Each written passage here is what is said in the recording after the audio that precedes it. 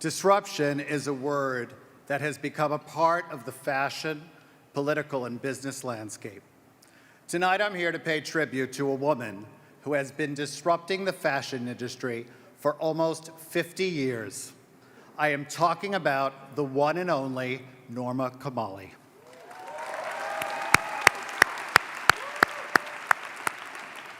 So much of her work through the years that was revolutionary has now become a part of the fashion lexicon. She has always played with high-low, making sweats fashionable, and sending the sleeping bag coat onto the streets of New York and around the world. She understood exercise and fitness and how it influences how we dress well before anyone knew the phrase athleisure. She took the shoulder pads out of serious suits and she popped them into t-shirts and sweatshirts, and she indeed changed the silhouette of everyday life. When I was a student at FIT, looking up to Norma Kamali, my friends and I were truly fashion obsessed. We had to have all of the latest looks, and quite honestly, we would do anything to get them. One night, a friend of mine was so excited that she had just bought a Norma Kamali maillot. She decided that this was not just, in fact, a perfect bathing suit, it was the perfect thing to wear to Studio 54, even though it was a cold February night, with a pair of Charles Jourdan mules. Now, of course, the only thing that could make the maillot work for that winter night was the Norma Kamali sleeping bag coat. Unfortunately, on her student budget, no matter how hard she tried, all she could swing was the maillot and not the coat. Well, rather than ruin her look by just wearing any old coat, she decided the closest thing she could get to that Norma Kamali sleeping bag coat was, in fact, to pull the duvet comforter right off of her FIT dorm room bed and wrap herself up in it. Well, she breezed right in the door at Studio 54, swaddled in her duvet and her Norma Kamali maillot. And I have to tell you, that is the kind of fervor that Norma Kamali has always created amongst fashion fans.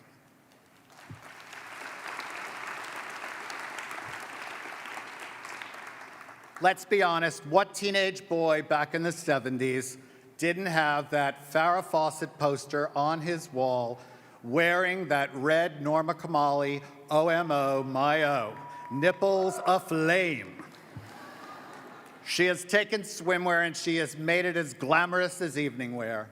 She was one of the first American designers to open their own retail store back in the late 60s because connecting with the customer has always been such a huge part of Norma's success.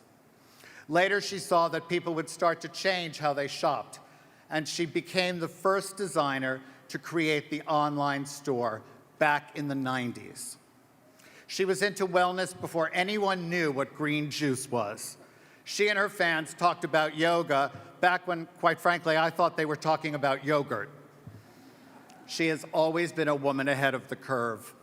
In addition to all of her innovations as a designer, she is an incredibly philanthropic, empowering human being. She is full of warmth, beauty, and kindness.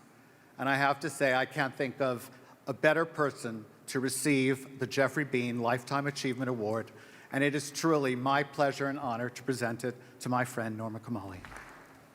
Phew. Well, thank you, Michael. Many times, thank you. I thank the CFDA, a wonderful, wonderful organization that I'm proud to be a part of. Michael, of course, has been so generous in recommending that I receive this award, so I bless him and thank him. I thank the Geoffrey Beene Foundation for creating this award and for the CFDA Geoffrey Beene Lifetime Award.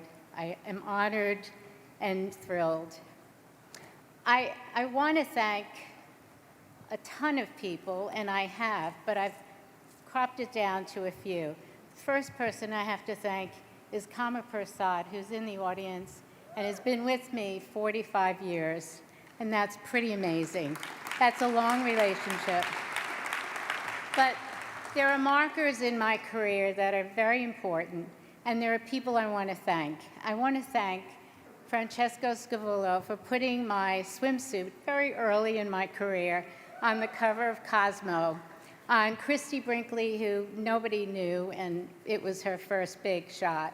And thank you to Sean Burns, for those who you know who Sean is. I want to thank Bob Curry, my very, very dear friend, for camping with me in 1970 and helping me discover the sleeping bag coat.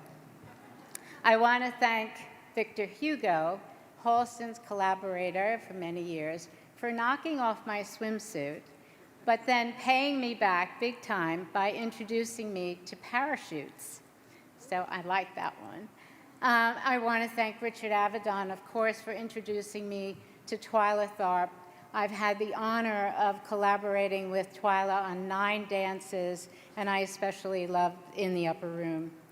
And thank you to Diana Vreeland, and that was quite an experience, and asking me to create parachutes for the Met costume exhibit, and that was for the first time that a living designer was in the exhibit, so that was a big honor.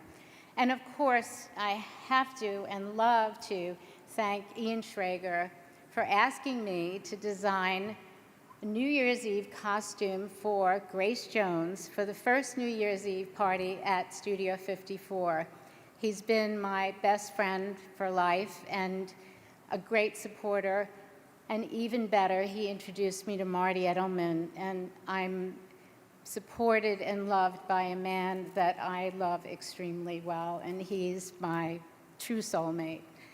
And I've often asked by a lot of young people, and I'm sure you all are too, how do you get started in the fashion industry? What do you do? What are the tips? And through the years, I've had a lot of tips. But as the years, these past maybe 5 years are on us, everything is disruptive, and I love disruption, but this is a hard one to kind of explain to someone who's saying, I just don't understand how to do anything in the industry. And I'm not sure that we all understand anymore how to do anything. So I tell them maybe celebrity might help if you can't do it any other way. But of course, we all can't sing like Beyonce and can't do that. So I then say, maybe you just have to go for the sex tape. You gotta try. So in any case, in my next decade and reinvention, fitness, health, beauty are very, very important to me, and putting it together with style is my next platform, and I'm excited about it and thrilled to present new projects. But just in case, I asked Mickey Drexler if maybe he would want to do a sex tape with me. And he said it would be a very, very long sex tape. But I say stay tuned anyway, you never know. Thank you guys, I appreciate it.